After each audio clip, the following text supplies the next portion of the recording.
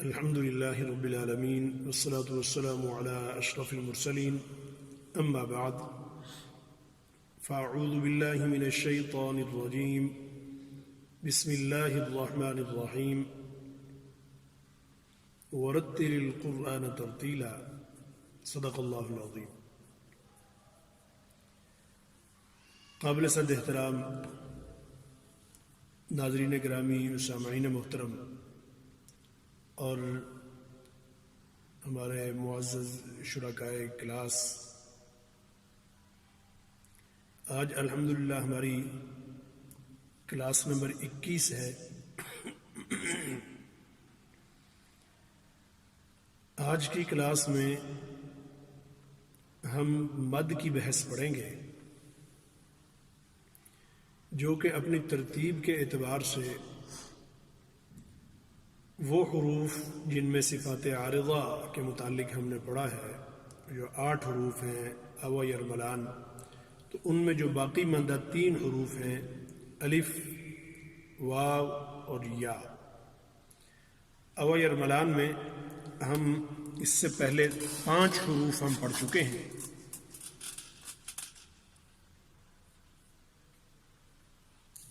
وہ 5 حروف یہ ہیں: اوا یرملان. ان میں ہم نے پچھلی کلاس میں حمزہ کے متعلق پڑھا. اس سے پہلے ہم جو ہے وہ نون کے احکام پڑھ چکے ہیں، میم کے احکام پڑھ چکے ہیں، را کے احکام پڑھ چکے ہیں، لام کے احکام ہم پڑھ چکے ہیں. تو گیا 5 حروف کے احکام ہم پڑھ چکے ہیں. تو ابھی یا اور واو اور الف، یعنی الف، واو اور یا، یہ 3 حروف ہیں جن کے متعلق آج ہم پڑھیں گے. ان 3 حروف کے متعلق ہم پہلے پڑھ چکے ہیں جوف الفم کے مخرج میں کہ ان کو حروف مدہ کہتے ہیں. حروف مدہ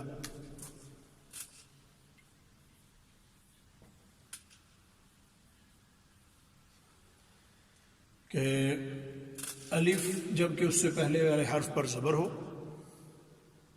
واو خود ساکن ہو اور اس سے پہلے والے حرف پر پیش ہو، اور یا خود ساکن ہو اور اس سے پہلے والے حرف کے نیچے زیر ہو، تو ان کو حروف مدہ کہتے ہیں. پھر اسی طریقے سے ہم مخارج کی بحث میں بھی اور صفات میں بھی ہم حروف لین بھی ہم پڑھ چکے ہیں کہ ایسی واو اور یا ساکنہ، واو ساکنہ یا اسی طریقے سے یا ساکنہ کہ جس سے پہلے والے حرف پر زبر ہو، تو وہ مدہ تو نہیں ہوتے، اس کی طرح اس کو کھینچا تو نہیں جاتا، لیکن اپنی نرمی کی وجہ سے کھینچ کے ذرا لمبے ہو جاتے ہیں. تو یہ والے حروف ہم یہ ساری بحث گویا کہ ابھی اس کے بالکل اختتام پہ ان حروف کے ہم یہ بحث پڑھیں گے. ان میں پہلی جو ہے یہ مدہ کی ہے اور دوسری لین کی ہے. تو یہ وہ حروف ہیں جن پر مد کی جاتی ہے.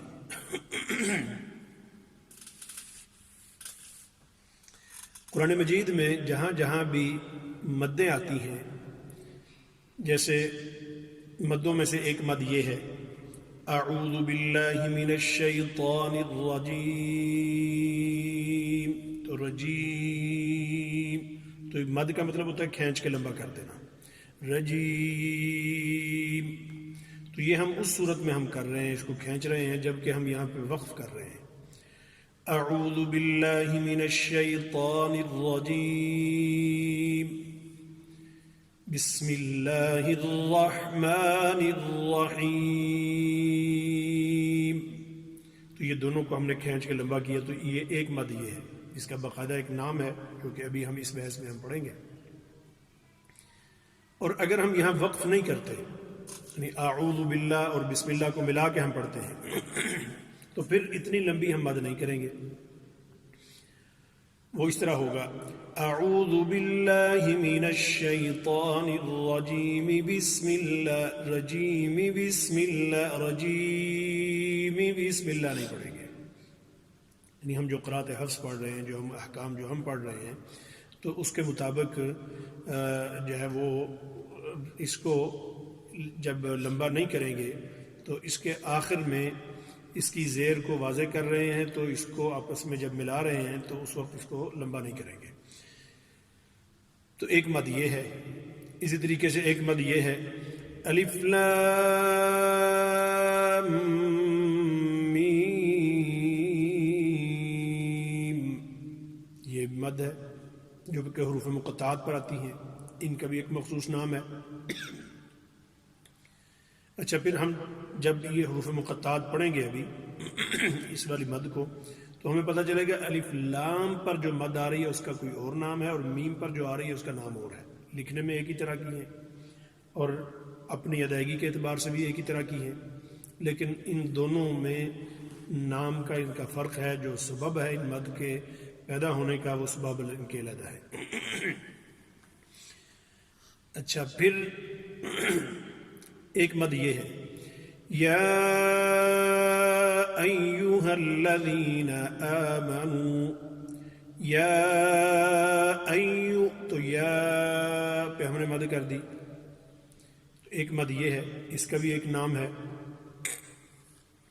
پھر ایک مد ہے اذا جاء نصر اللہ والفتح، تو یہ مد اور ہے. اچھا، پھر اسی طریقے سے انہی کے ضمن میں ایک جو ہے وہ جو مد لین ہیں وہ بھی آتی ہیں اس کے بعد، جیسے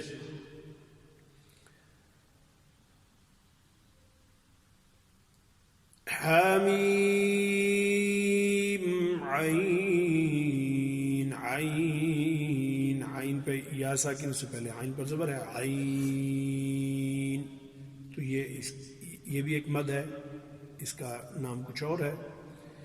اچھا، پھر ہم جب سمپل حروف مدہ ہم ادا کرتے ہیں اس کو کھینچ کے اتنا لمبا نہیں کرتے تو وہ بھی مد کی قسموں میں سے ایک قسم ہے اور اس کو مد اصلی کہتے ہیں. مثلا جب ہم نے پڑھا ذالک الکتاب لا ریب فیہ ھدی للمتقین، ذالک، تو ذالک پر جو آ رہے حرف مدہ جو ہم ادا کر رہے ہیں تو اس کو مد اصلی کہتے ہیں، کیونکہ جو اصل مقدار ہے حروف مدہ کی وہ اتنی ہی ہے جس کو کھینچ کے لمبا نہ کیا جا سکتا، کوئی سبب نہ ہو جس کی وجہ سے، جس کو لمبا نہیں کرنا کسی جگہ پہ. ذالک الکتاب لا ریب فیہ، ذالک کو ذالک لمبا کریں گے غلط ہو جائے گا، تو یہ مد اصلی ہے، اصل اتنی ہی ہے. جب کھینچ کے لمبا کرتے ہیں تو اس کو مد فرعی کہتے ہیں، یعنی اصل سے اس کو کھینچ کے تو بڑھا دیا گیا ہے، کھینچ کے لمبا کر دیا گیا ہے تو وہ مد فرعی ہوتی ہے. فرعی، فرع سے فرع شاخ کو کہتے ہیں. اصل جو ہوتی ہے وہ اصل درخت کا جو تنا ہوتا ہے اس کو اصل کہتے ہیں، یا اس کی جو جڑ ہوتی ہے وہ اصل ہوتی ہے، اور اس کے اوپر جو شاخیں ہوتی ہیں ان کو فروعات کہتے ہیں. فرع، فرع سے ہے. یہ جو ہم لفظ استعمال کرتے ہیں کہ احکام میں جو اصول ہیں اور جو فروعات ہیں، فروعی اختلافات، تو یہ لفظ یہ اسی سے نکلا ہے، اور کہ ان میں فروعی اختلافات کی وجہ سے امت میں اختلافات نہیں پیدا کرنے چاہیے. جو اصول ہیں ان پر امت جو ہے وہ ساری متفق ہے. قرآن مجید نے جو حلال اور حرام کے احکام دیے ہیں، تو اس لیے جو لوگ پروپیگنڈا کر رہے ہوتے ہیں جی کہ امت مسلمہ میں جو ہے نا وہ یہ افتراق ہے، ان لوگوں کا کوئی ایک دین نہیں ہے، اپنا اپنا دین بنایا ہوا ہے، تو یہ نعوذ باللہ یہ جملہ بہت غلط ہے. امت مسلمہ اپنے اصول پر متفق ہے، جمع ہے. جو ان کے اختلافات ہیں وہ فرعی نوعیت کے ہیں، تو فرعی نوعیت کے جو اختلافات ہیں وہ امت میں انتشار کا ذریعہ نہیں بننے چاہیے. جو لوگ فروعی مسائل کی وجہ سے امت میں انتشار پیدا کرتے ہیں تو وہ غلط کرتے ہیں، امت کو اس کا نقصان ہوتا ہے. مخالفین کو امت کے خلاف، رسول اللہ صلی اللہ علیہ وسلم کے دین کے خلاف پروپیگنڈا کرنے کا موقع ملتا ہے.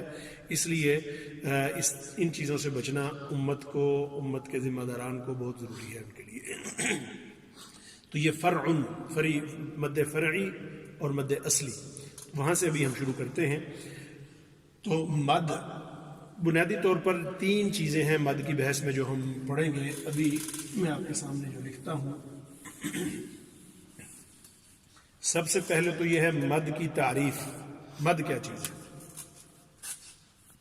مد پھر مقام مد کہ مد کہاں پہ کرنی ہے، اور پھر اسباب مد کہ مد کیوں ہوگی،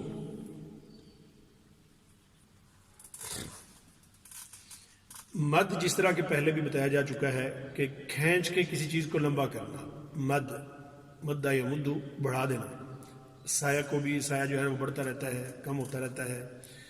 پھر اسی طریقے سے میں نے شروع میں جب حروف مدہ پڑھائے تھے تو اس وقت ایک مثال دی تھی، ہمارے جو علماء اور بزرگوں کے ناموں کے ساتھ لکھا ہوتا ہے مد ظلہ العالی، کہ اللہ تعالیٰ ان کا سایہ دراز کرے، یعنی ان کی سرپرستی اللہ تعالیٰ قائم رکھے، ان کی عمر اللہ تعالیٰ لمبی کرے۔ اطالہ کے معنی میں آتا ہے طالہ، اور مدہ ایک ہی معنی میں آتا ہے کہ لمبا کرنا۔ تو مد جو ہے یہ ہے کہ کسی حرف کو، یعنی حروف مدہ کو کسی موقع پر لمبا کر دینا، یعنی کسی حرف کو کسی چیز کو لمبا کر دینے کو مد کہتے ہیں۔ اب مدہ کا مقام مد ہے حروف مدہ۔ مقام مد کیا ہے؟ حروف مدہ، حروف مدہ جو کہ ہم نے پڑھا ہے الف، واو اور یا، یہ انہی اوائل ارملان کے اندر آ رہے ہیں جو کہ ہمارے گویا کے اس بحث کے آخری حروف ہیں۔ تو یہ 3 حروف ہیں۔ اب اسی حروف مدہ کے ضمن میں ہی پھر حروف لین بھی آ جاتے ہیں، تو مقام مد اس اعتبار سے حروف مدہ ہے، ٹھیک ہے، اسی ضمن میں پھر حروف لین، لیکن اصل جو ہے وہ حروف مدہ ہے جن پر مد ہوتی ہے۔ تو تیسرے نمبر پہ ہم نے پڑھا ہے اسباب مد۔ یہ چیز آپ نے سمجھنی ہے۔ پہلی چیز تقریباً آپ بار بار آپ کے سامنے آ چکی ہے، یہ جو حروف مدہ کے متعلق کہ حروف مدہ کیا ہیں اور ان پر مدیں ہوتی ہیں، یہ بار بار کئی مواقع پہ ذکر کیا جا چکا ہے۔ البتہ یہ چیز آپ کے لیے نئی ہوگی، لیکن آپ کے لیے آسان بھی ہوگی اور بڑی دلچسپ بھی ہوگی۔ وہ ہے اسباب مد، کہ یہ جو ہم حروف مدہ کو بعض جگہوں پہ کھینچ کے تو لمبا کر دیتے ہیں، اور کہیں مد کا نام تبدیل ہو جاتا ہے، کہیں کوئی نام آ جاتا ہے، کہیں کوئی نام آ جاتا ہے، تو وہ نام کیوں تبدیل ہوتے ہیں، اور اسی طریقے سے ان مدوں میں کیا جو ہے نا وہ مختلف جو ہے وہ کیا کیا چیزیں مختلف ہیں، تو وہ اسباب کی وجہ سے۔ اسباب مد جو ہیں وہ 3 ہیں۔ ایک ہے حمزہ، یہ اسباب مد ہے۔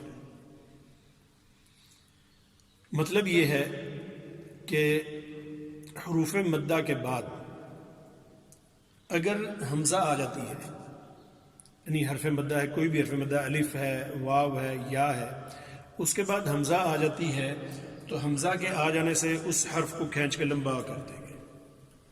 جیسے جاء، تو جاء میں یہ الف تھا، یہ الف مدہ ہے زبر الف سے پہلے، اور یہ حمزہ آ گئی، تو اسی مد کو ہم نے جاء لمبا کر دیا۔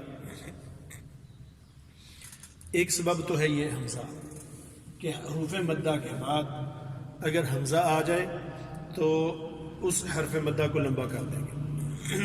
اب یہ بحث اسی ضمن میں آ رہی ہے کہ حمزہ اسی کلمے میں ہوگا یا دوسرے کلمے کے شروع میں ہوگا، تو اس کو ہم بعد میں پڑھتے ہیں، لیکن دوسرا سبب ہم پہلے دیکھ لیں۔ دوسرا سبب ہے سکون، یعنی یہ جو جزم، کسی حرف پر ساکن کی علامت ہونا، ساکن ہونا کسی حرف کا، یعنی بغیر حرکت کے کسی حرف کا ہونا۔ حروف مدہ کے بعد جو حرف آ رہا ہے وہ متحرک نہیں ہے بلکہ وہ ساکن ہے، یعنی جزم۔ یہ بھی سبب ہے مد کا۔ اسباب مد میں ایک سبب ہو گیا حمزہ، اور دوسرا ہے یہ جزم، اور تیسرا ہے تشدید، شد یا تشدید۔ یہ جیسے حج،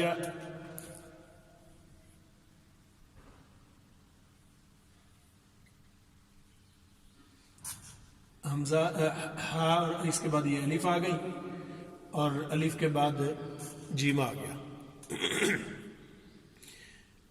تو حاج، تو اس کو بھی ہم نے یہ بڑی مد اس پر آ گئی. تو اس سے پہلے تو ہم نے چھوٹی مد اور بڑی مد ہی دو ہی مدیں پڑھی ہیں. تو اب چھوٹی مد کون سی ہے اور بڑی مدیں کون کون سی ہیں وہ ساری تفصیل ابھی ہم اس میں انشاءاللہ عزیز ہم پڑھیں گے.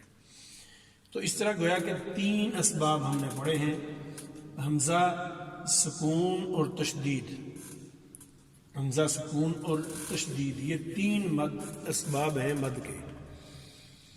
یعنی حروف مدہ کے بعد اگر کسی بھی حرف پر سکون آ جائے، یعنی حرف ساکن ہو، تو وہاں مد کر دیں گے. اسی طرح حروف مدہ کے بعد اگر کسی حرف پر تشدید آ جاتی ہے، حروف مدہ کے فوراً بعد تشدید آ رہی ہے، تو اس کو بھی ہم لمبا کر دیں گے، مد کر دیں گے وہاں پہ. حروف مدہ کے فوراً بعد حمزہ آ رہا ہے تو وہاں بھی اس کو بھی ہم لمبا کر دیں گے.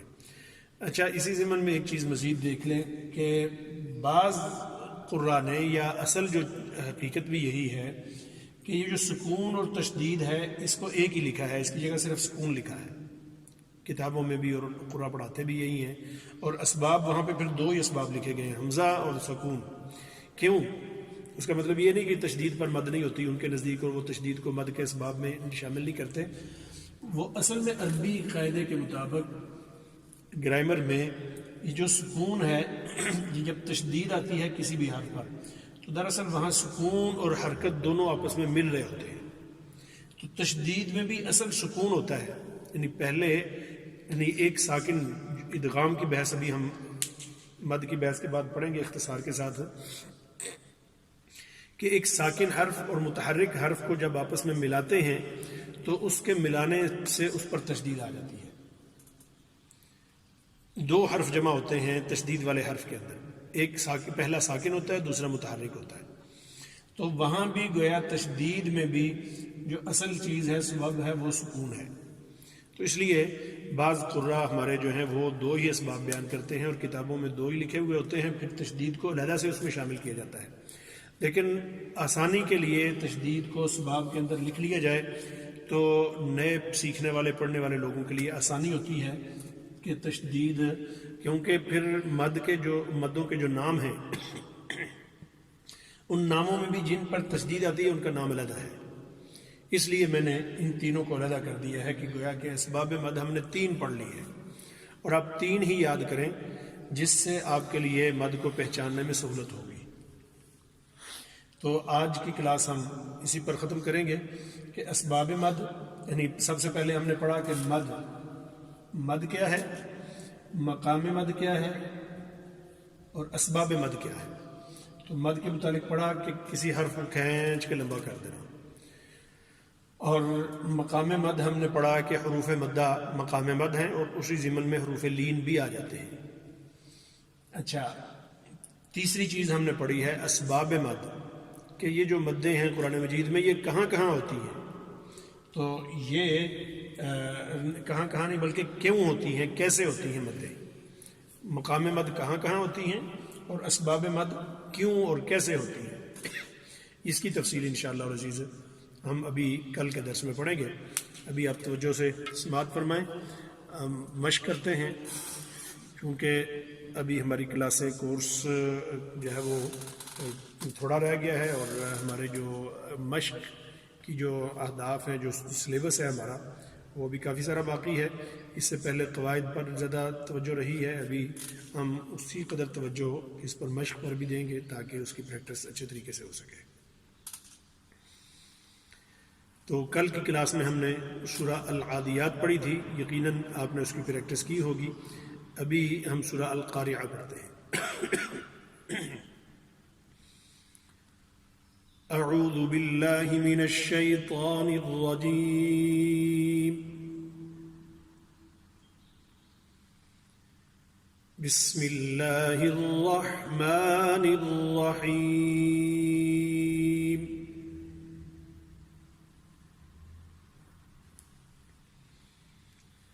القارعة ما القارعة القارعة ما القارعة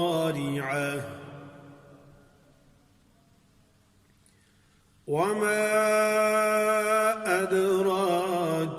القارعة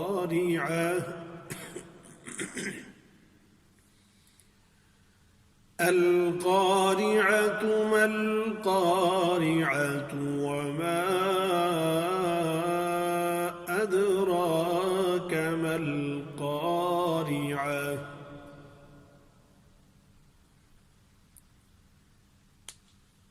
يوم يكون الناس كالفراش المبثوث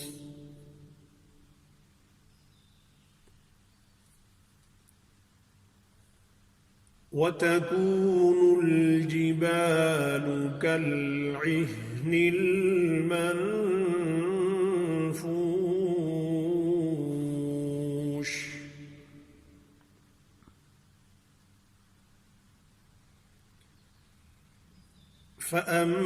فأما من ثقلت موازينه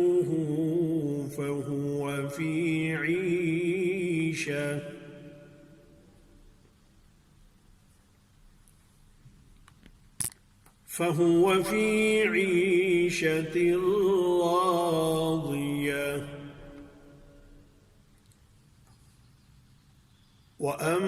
وأما من خفت موازينه فأمه هاوية پھر پیچھے چلیں وأما من ثقلت موازينه فهو في عيشة راضية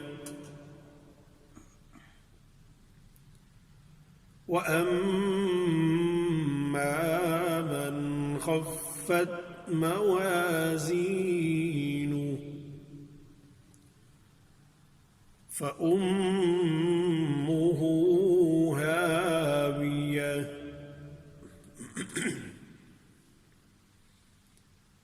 وما أدراك ما هي وما أدراك ما هي نار حامية نار حامية نار حامية میں یہاں پہ اظہار ہے نارن را پر تنوین ہے اور نون تنوین کے فوراً بعد حروف حلقی میں سے حا نار حامیہ اس طریقے سے اس سے پہلے ہم نے پڑھا وَأَمَّا مَنْ خَفَّتْ وَأَمَّا مَنْ خَفَّتْ من خفت نون ساکن کے فوراً بعد خا حروف حلقی میں سے وَأَمَّا مَنْ خَفَّتْ مَوَازِينُهُ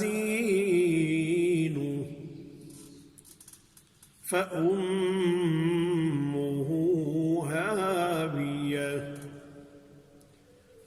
وَمَا أَدْرَاكَ مَا هِيَ نار حامیہ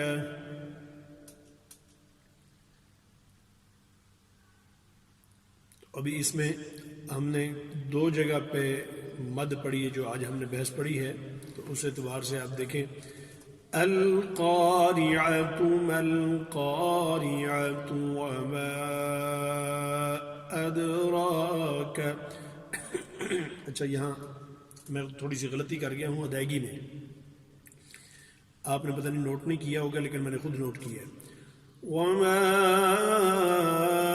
ادراک تو یہ جو میں نے وقفہ سکتہ سا کیا ہے یہ جائز نہیں ہے یہ غلط ہے وما ادراک وما أدراك ما القارعة. یہاں سکتہ نہیں کریں گے ہماری قرأت حفظ کے مطابق جو کہ ہم پڑھ رہے ہیں. القارعة ما القارعة وما أدراك ما القارعة يوم يكون الناس كالفراش المبثوث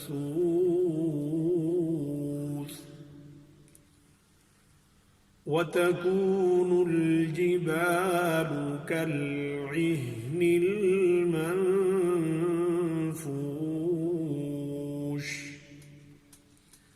منفوش نون ساکن کے بعد فا جو ہے وہ حروف اخفا میں سے اخفا ہو رہا ہے. منفوش.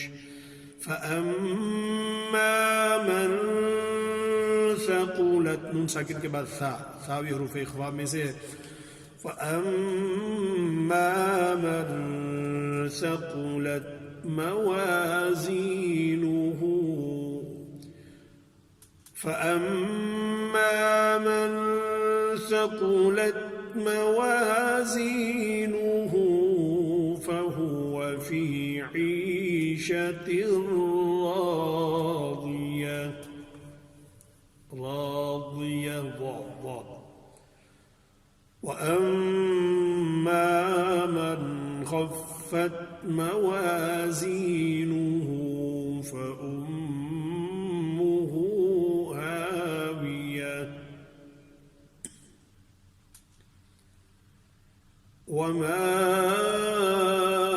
أدراك ما هي نار حامية. صدق الله العظيم.